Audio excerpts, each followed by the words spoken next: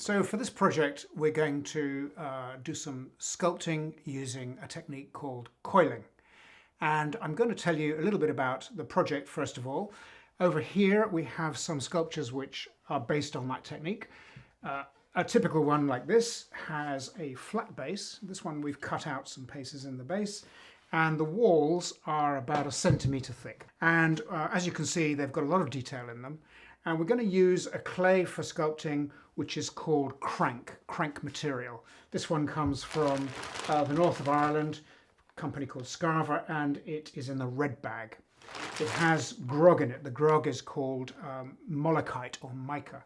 So first of all, you're going to make the base for your sculpture, and it needs to be big enough to take the sculpture. So you take a lump of the clay, it's about 1 kilo, press it down with your hands, turn it over, and then use the roller to roll from the middle to the ends like that. And you want to roll it a little bit and then turn it over again. So first of all, turn it over. These guides are 0.5 centimetre thick. I'm going to put those on either side and going to roll like this. Now, when you get quite thin with a slab, you need to pick it up carefully. You can either pick it up like this and it might tear, or you can wrap it onto your arm like this, pick it up, get the cloth nice and clear, make sure you've got no folds in the cloth, and lay it down again, and then roll from the middle to the end. And we're using the guides to stop it going any thinner than 0.5 centimetre. So that is how you roll the slab. Now I have one which I rolled earlier, and we're going to cut the shape for a head and shoulders. So if you look at this sculpture here, you can see the outline shape, and that's the form we're going to go for.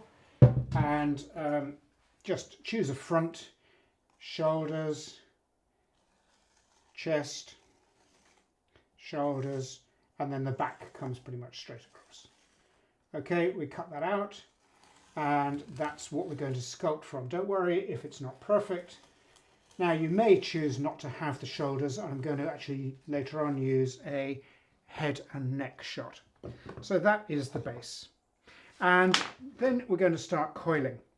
And coiling is a technique which really dominates pottery. Most people think of pottery as throwing, that's on the wheel, but actually coiling is the main technique.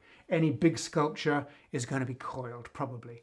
The good thing about coiling is it leaves your sculpture about 0.5 centimetre thick, and or even 1 centimetre thick. Here's one I started a little earlier, so that's the same shape I just cut out, and as you can see, the wall is about 1 centimetre thick.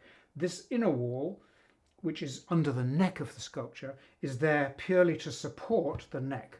So if I take this lady here, again, you've got a base is missing the shoulders, and inside here is a circle of clay.